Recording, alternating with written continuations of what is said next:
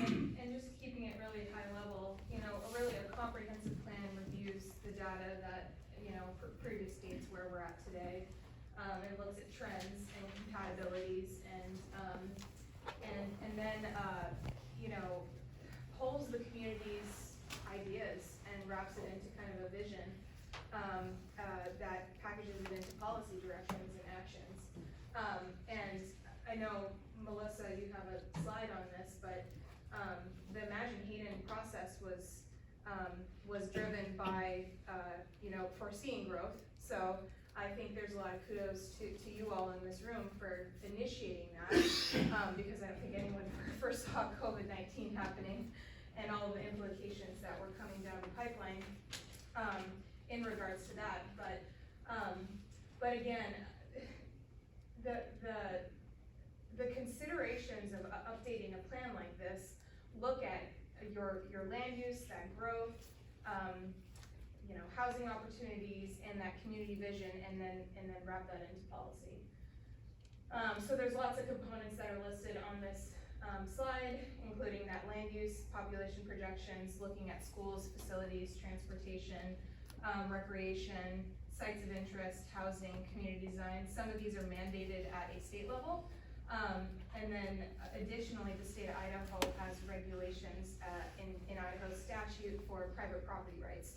So those are all integrated, and we can get into that dichotomy of local control with private property rights, which of course is a really strong Idaho component that Hayden is integrated into their plan, but of course works well with that land use component of local regulatory control. Yeah. Do you have anything to add there? No, and then I just put this off to the side that, the purpose of the plan isn't supposed to just be a book that sits on the shelf. Right. I mean, the purpose of it, that's why there's action, the whole appendix on actions, is to implement it. So, following the adoption of the plan, we workshopped, I think, 9 or 11 times with planning and zoning and council to write the new codes that went with the new, land uses. So we had to write code for the zone, so we did that. And now we're in the process of trying to amend the zone map to, again, implement what's going on so that we can get to this stuff that Jenny was talking about, like building housing that people can afford. And this isn't at all what anyone would call low-income housing. I mean, it's workforce, it's the regular people in this town that we need to start building some houses for. And we can't do that right now, because we don't have any property that's zoned that yet. And real quick, I'd like to add, the reason you did the 4 plans together, was because the comprehensive plan, while it's a vision, it is a vision of 2040. We don't know what 2040 will look like, right? There's a lot of things that will happen from now until then. We can have a guide of where we wanna go and follow that. And you, as you're discussing tonight, you can update this plan, so it's not set in stone. And it shouldn't be. It should be a living document, that you continually revisit and implement. That said, when you went through that parks plan, the sewer plan, the transportation plan, it was all based on the vision and really extensive outreach that was done. And I wish everyone who was here today was part of this, because it would have been a really, a great conversation to have, and some of which was had through this the planning effort. But growth is scary and change is hard, and I think, the regional impact that's happening right now is not just obviously affecting Hayden, it's this whole region, so. And one thing, when Rachel and I were talking about this workshop the other day, and I put on this slide, is that, from her perspective, the Imagine Hayden was rooted in realism. So, if you just choose to plan for some arbitrarily lower number, then you're not planning for what's probably gonna happen. So, it wouldn't be, I guess in my opinion, it wouldn't be smart to do something like that.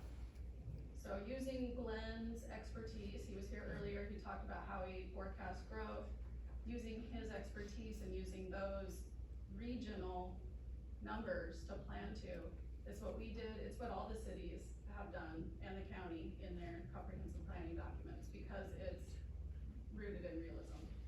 Melissa, we're just Hayden, but we are Hayden.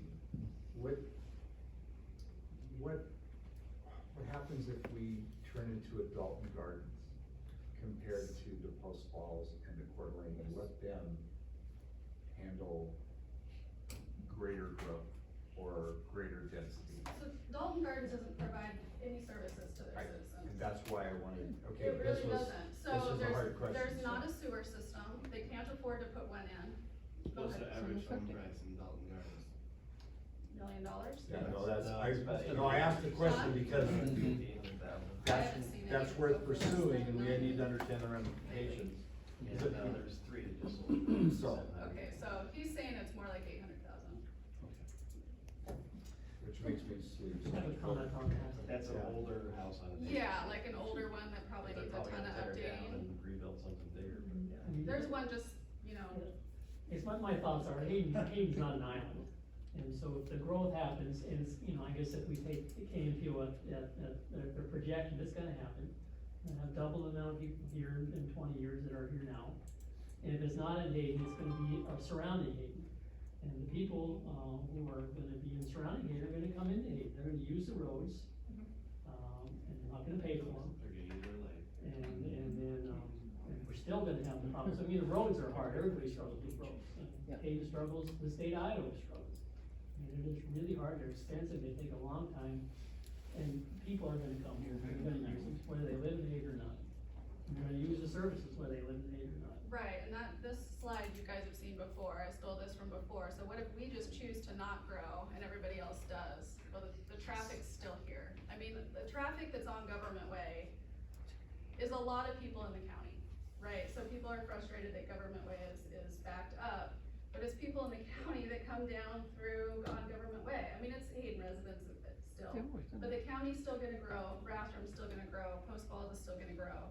So we're gonna have the traffic and we won't be collecting impact fees, we won't get increase in taxes. Does everybody know that what's county and Hayden people that, so it's north of Buckles to Lancaster is county, west of Rocking R and east of Government Way. All of that is county. They pay no taxes, they use all of our roads, services. they use all our services. And how many residents live in Emerald Estates and all that? I know 4.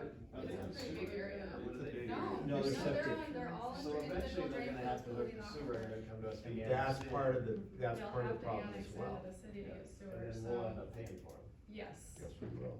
so, challenge. I have a question, so if you, cause I hear, low density growth, but does that change the projection of our growth rate? No, So what you're really saying is that we will develop more land, so. At a lower longer pipe, density. More roads, yeah, which I also heard that, well, the roads will be narrower, they really won't, because the local roads are already bigger than they would need to be, they're only that size to carry 2 cars, or carry a car in It's each still direction. incrementally less population going on too. Actually, Why would it be? happen- What will happen is that you'll allow it to develop in larger lots today. And then when we do the comp plan, in the next comp plan, you'll have all these larger lots that are low density, and we'll have to figure out how to pack them in or change them, because we'll need to increase the density on those lots, but the infrastructure you've already put in, so you have missed your window of opportunity and just kick the can down the road. This is an opportunity to have the vision here, I'm sorry, this irritates me really bad. I worked really hard on this stuff, guys, sorry. Why would we have less population? Love your passion. yeah, No, go ahead, Donna. what were you saying, Mayor, that it would be incrementally less No, people, because it if- won't be? Well, I mean, mathematically it will be. What math?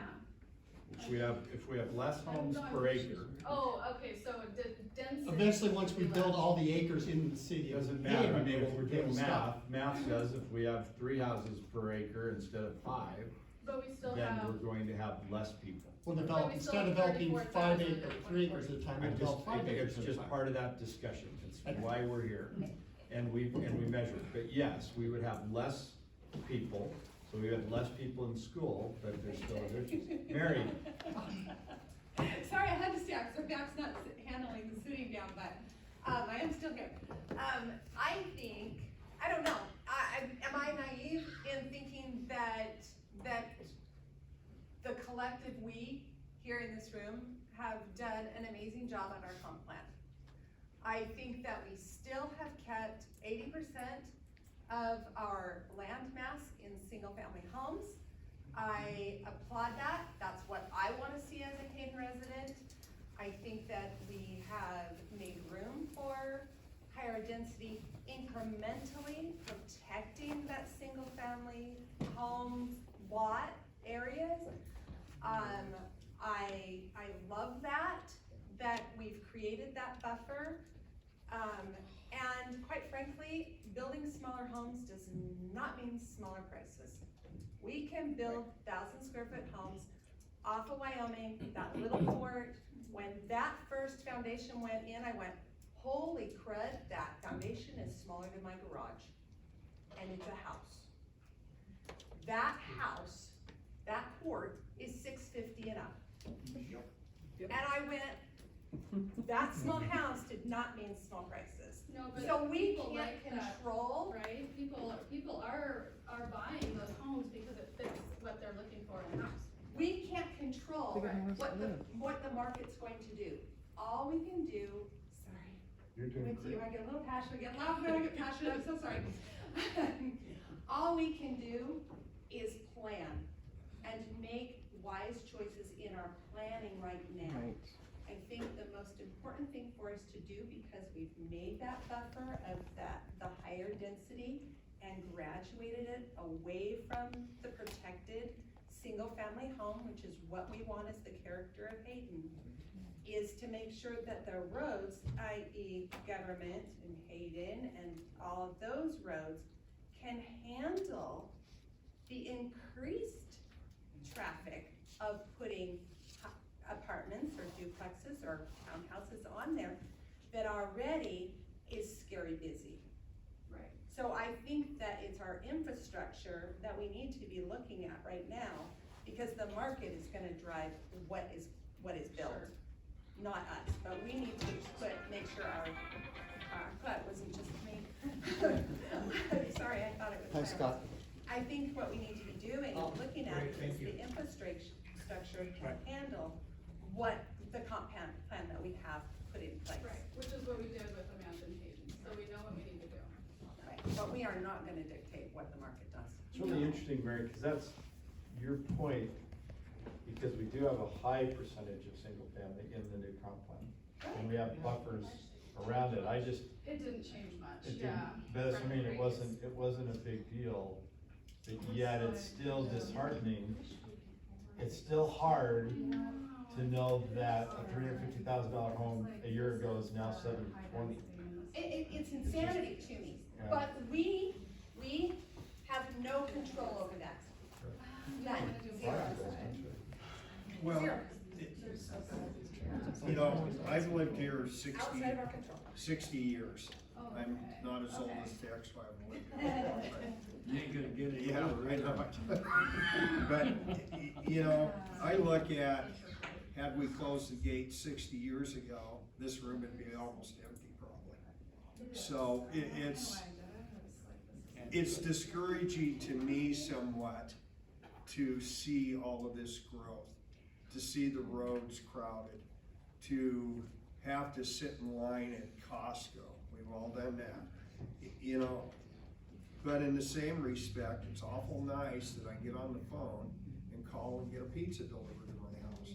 So there's good and bad with all of it. By the way, you ought to slow down. Yeah, well, I know that too. You know, my wife won't let me chase other women, I can't breathe, you know, I have a little left.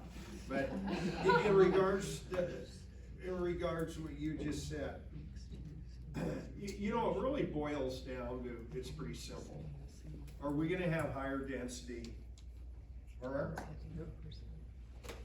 Well, yes, we don't control the prices of houses, but a house of 800 square feet versus a house of 2,000 square feet, the market is going to make the smaller house less money. Now, what that less But means, that less money is now $650 well, instead it of is, $8. but But we don't control that, we don't, and we never will. no. What if there were never. 250 of them available? And that's Supply why and we're demand. trying to Yeah. balance. I think that's what's trying Them up to, and rent 'em. I think that's what the comp plan's trying to do here, is to at least offer somewhat of a choice. What if we packed them on commercial corridors where somebody could walk to services? I mean, And here's there's the a lot thing, of if Hayden options. does not allow growth right now, and if we try to shrink it all down, what's gonna happen is you are gonna be a town of elitists. And what you're gonna tell people when Mrs. Griffiths retires, who happened to teach all of my kids, and when Mrs. Young retires, who happened to teach all of my kids, come into Hayden and teach my kids, but you can't live here. Go to wherever it is that you wanna live. Come and teach my kids, come and work at my city. Alan, can you afford to buy a house in Hayden right now, if you had to buy one? If I didn't have something already invested? No. How about you, Rob? We've had this conversation. Donna, where are your kids gonna go when they go away to college and wanna come back and live I here? can Where buy are my mine gonna house. go? How about you, Melissa? We've all had this conversation. Could I ask a question? You said 80% is single family home, but from what I'm looking at up Eighty there. percent of the sorry. residential Excuse me, area Mayor. is Yes. 80. I have told people that there's no public comment during Oh, this sorry. meeting, so I Okay. don't know that it's fair to allow that. I'm Thank you. extremely sorry. Thank you. I thought this was a round table. It's Just not to a- make sure that And I it's fair genuinely for everybody. apologize. Thank you. So, well, plus I think we're doing pretty good. This is, Yes, so Is- she did have a question that I'll address real quick, just because I think other people have that same question. So about 80% of our, housing land uses are single family. that's where I was gonna go. Oh, is that what you were but- gonna but say that's- too? no, We have a lot of meaning- light That was industrial okay, it's in my, commercial, which so, doesn't cause allow it for looks housing. like, it looks different, but the breakdown you already shared, in fact, there it is. Right. Okay, so, one of the things that we wanna address too, and it's very simple, is the comp plan, a plan, can we adapt it, for example, can deed court be residential using that, you don't, The land use map and the zone map are two different things, there you go. right? I Correct. mean, I had to ask so the we can question, talk so about you're deed defending. court later. No, Like, no, we no, can- you do, Yeah. but just for the record, to know that that's a different issue, but yes, it can be Right, looked at, yes, it is flexible. and we are. And we, no, thank you, that was simply, Okay. you did fine, but that's what we need, it's not, yeah. Yep, two different documents. And I know a lot of the topic is centered around density tonight, but I would like to just highlight that your comprehensive plan's really vision and a lot of the direction was heard from your residents' love and need for levels of service. They love that, you're a community that has great parks, you have great neighborhoods. They wanna see increased walkability. They wanna see little places where they can bike with their kids to get ice cream in their neighborhood. So there's a lot of things that are, unique to Hayden that you're looking to do that's not high-rise residential. I think the minority of properties have that option. Right. So, I'm sorry, I'm pregnant, so I get out. But the majority of these properties, again, keep that neighborhood feel. And so you're expanding the options where you didn't have previously in your comprehensive plan to allow for that. Not to say we're mandating it everywhere, but to allow for that, for council and planning and zoning to have those considerations with things like zoning and with things like development applications. So, don't depart from